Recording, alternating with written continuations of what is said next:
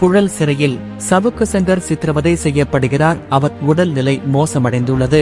சவுக்கு சங்கர் மீது பொய் வழக்காக போட்டு ஒவ்வொரு நாளும் ஒவ்வொரு இடத்துக்கு அலைய விடுகிறார்கள்.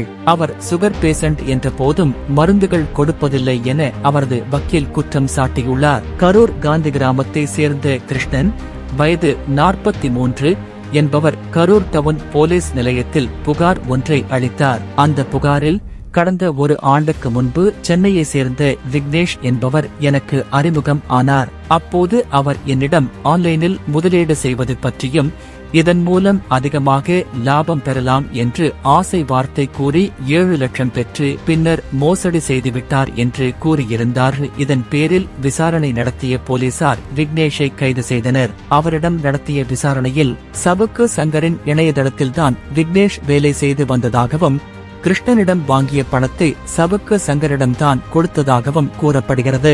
இதையடுத்து சவுக்கு சங்கர் மீதும் போலீசார் வழக்கு பதிவு செய்தனர். இந்த வழக்கு குறித்து விசாரிப்பதற்காக புழல் சிறையில் இருந்து சவுக்கு சங்கரை அழைத்து வந்த போலீசார் கரூர் கிளைச்சிறையில் அடைத்தனர். தொடர்ந்து அவரை கரூர் குற்றவியல் கோர்ட்டில் ஆஜர்படுத்தினர். அப்போது சவுக்கு சங்கரை 4 நாட்கள் போலீஸ் காவலில் எடுத்து விசாரிக்க அனுமதி அளித்து நீதிபதி உத்தரவிட்டார். போலீஸ் தரப்பில் 7 நாட்கள் கேட்டிருந்த நிலையில் நீதிபதி 4 நாட்கள் விசாரிக்க அனுமதி அளித்தார். இந்த நிலையில் கிருஷ்ணன் கொடுத்த வழக்கிற்கும் சவுக்கு சங்கருக்கும் எந்த சம்பந்தமும் இல்லை என்றும் சவுக்கு சங்கர் மீது பொய் வழக்காக போட்டு ஒவ்வொரு நாளும் ஒவ்வொரு இடத்துக்கு அலைய விடுகிறார்கள் என்றும் அவர் சுகர் பேஷண்ட் என்ற போதும் மருந்துகள் கொடுக்க மாட்டேங்கிறாங்க என அவரது வக்கீல் குற்றம் சாட்டியுள்ளார். இது தொடர்பாக அவர் கூறியதாவது: இன்றைக்கு வரைக்கு சவுக்கு சங்கருக்கு ட்ரெஸ் கொடுக்கவில்லை, படிப்பதற்கு புத்தகம் கொடுக்கவில்லை, மெடிசின் எதுவும் கொடுக்கவே இல்லை. பொய் வழக்காக போட்டு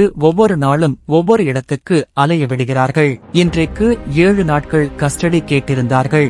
4 நாட்களுக்கு கோர்ட் அனுமதி கொடுத்திருக்கிறது. சவுக்கு சங்கர் வெளியில் யாரிடமும் பேசுவதற்கு அனுமதி கொடுக்கவில்லை. பொய் வழக்காக போடுகிறார்கள். எல்லாத்தையும் சந்திக்க அவர் தயாராக இருக்கிறார். ஆனால் அவரது உடல்நிலை ஒத்துழைக்கவில்லை.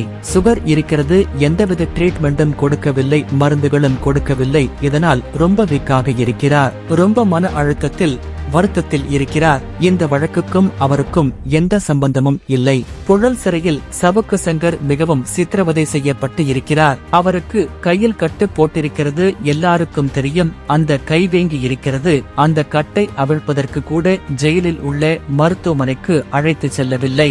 இவ்வாறு அவர் கூறினார்.